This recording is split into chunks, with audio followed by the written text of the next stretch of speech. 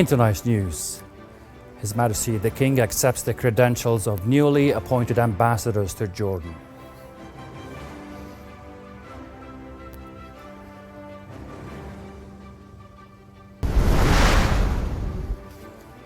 The Prime Minister stresses the importance of continuing support to UNRWA.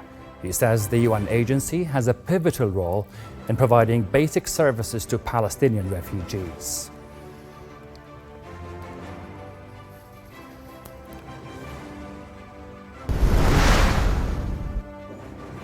And the Health Ministry in Gaza says 90 Palestinians have been killed over the past 24 hours.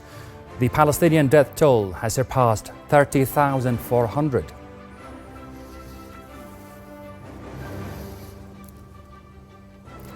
Good evening and welcome. His Majesty King Abdullah accepted the credentials of newly appointed ambassadors to Jordan.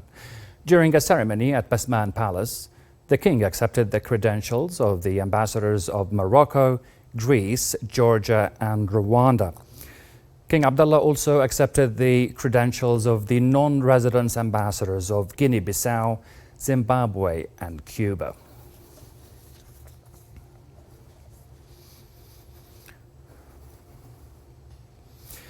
Prime Minister Bashar al-Assad received a U.S. congressional delegation currently on a visit to the kingdom.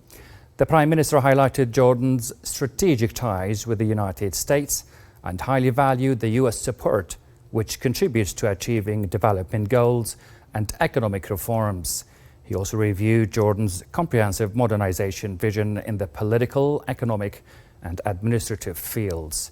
Hassan also briefed the delegation on efforts exerted by His Majesty the King to put an end to Israel's onslaught on Gaza, reach an immediate ceasefire and deliver urgent medical and relief aid to the Palestinians. Hassan stressed the importance of continuing support to the UNRWA due to its pivotal role in providing basic services to Palestinian refugees. Foreign Minister Ayman al-Safadi said Israel is still preventing the entry of sufficient aid to the Gaza Strip. In remarks at the ministerial meeting held by the Gulf Cooperation Council GCC in Riyadh, Safadi said the biggest challenge facing the region now is the continuation of Israel's onslaught on Gaza. The minister said all parties are working to end this aggression and deliver sufficient humanitarian aid to more than 2.3 million Palestinians facing the danger of famine. GCC Secretary General Jassim al-Budawi affirmed full support to measures taken by Jordan to fight terrorism, drug smuggling and illicit activities that threaten the security and stability of the region.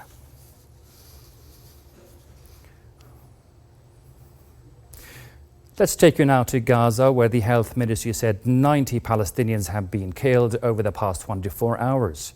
This brings the Palestinian death toll to over 30,400 since the beginning of Israel's offensive. It added that over 71,700 Palestinians have also been wounded. Meanwhile, at least 15 children have died over the past few days from malnutrition and dehydration at King's Kamal Al Adwan Hospital.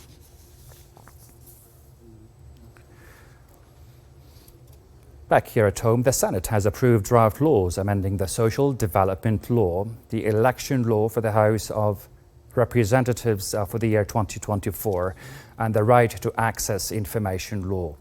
During the session, the Senate returned a bill amending the Civil Retirement Law of 2019 to the lower house of Parliament, following the latter's rejection in February 2020.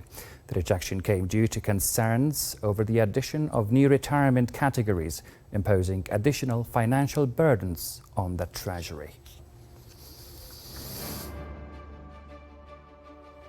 That's it for tonight. Thank you so much for your time.